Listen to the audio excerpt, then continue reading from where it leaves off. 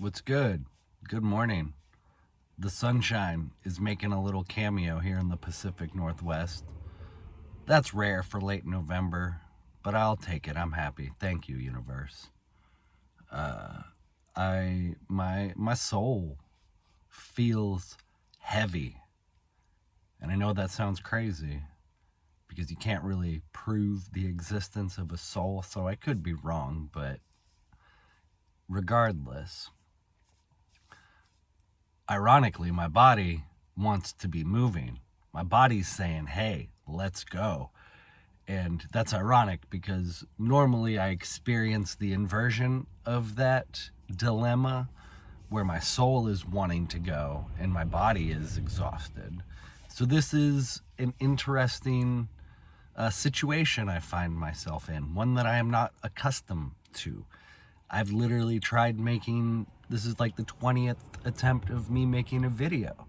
Normally, I don't struggle too much making videos. Normally, words do not elude me. However, when my soul is dragging, I do struggle to find words. I believe there might be something going on collectively. There are shifts definitely happening, and I hope that these energetic shifts are for people like myself and others who have been doing the work to grow and develop. I hope these lead to level ups. I really hope that this is like a preparatory phase for me because I've been doing a lot of work. I'm ready to grow. I want to grow.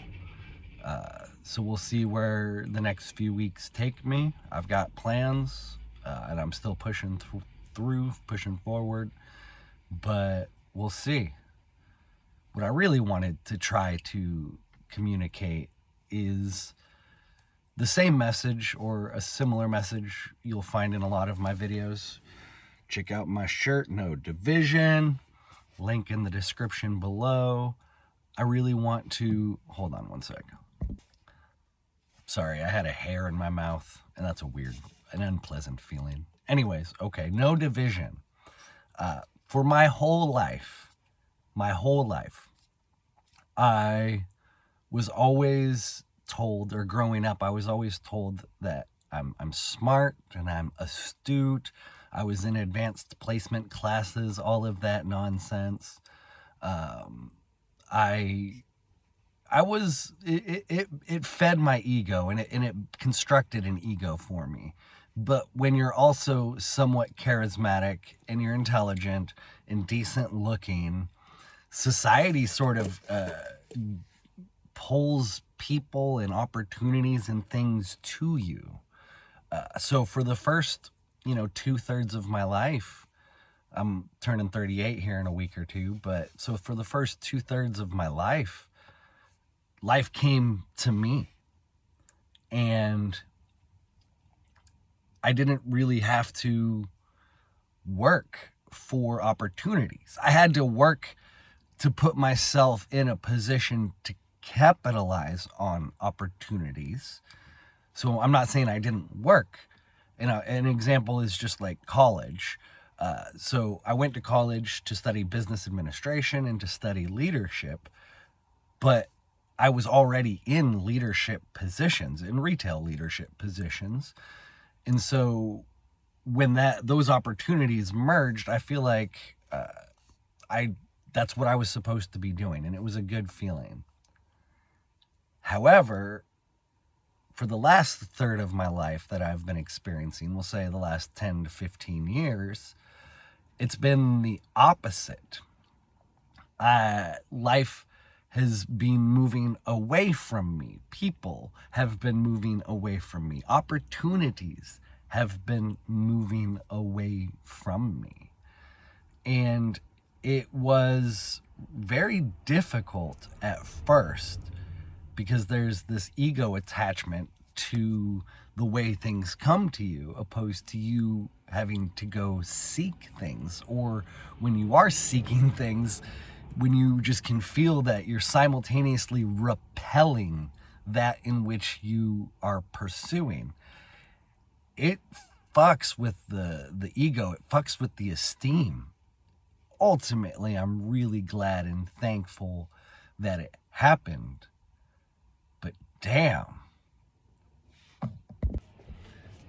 And it's really interesting because I just realized I used the numbers about 10 to 15 years to where that flip and that switch happened.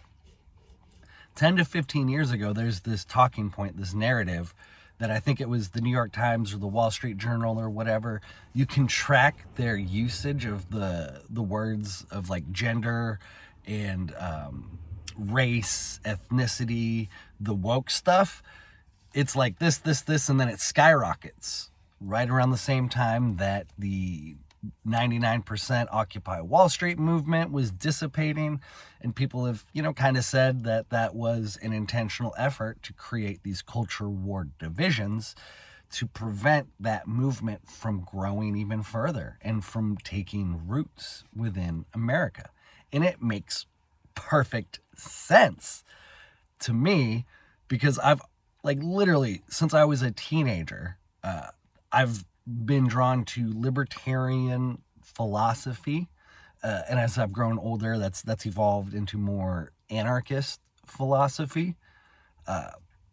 But my whole life, I've seen the charade of the left-right paradigm, and it wasn't until the woke stuff really started taking root that the division for me in my personal life and then seeing it in the country started to happen.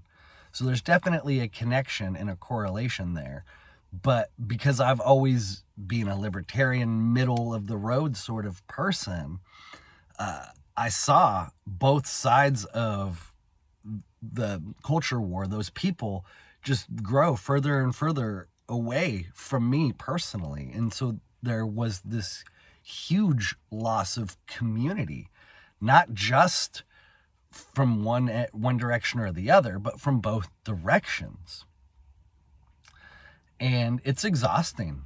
It is truly exhausting to just witness the brainwashing on such a scale. I haven't even talked about the pandemic, but ultimately, this video, I didn't want it to be about me, but it did turn into being about me. Let me try to wrap it up with the whole notion that we have so much more in common than we realize. One of the great successes the social engineers generated was this demonization of capitalism.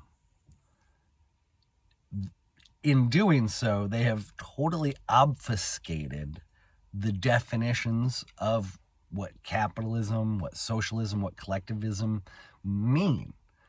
And in doing so, they've divided, damn it, I had it and then I lost it. Stay with me. They've divided people who truly have more in common than they realize against an actual enemy, an actual common enemy. And language is a great way that they've done it. I use the words the elites, the globalists, the aristocracy often. Those are the words that I like to use when I'm talking about the evil people at the top of the game manipulating the masses.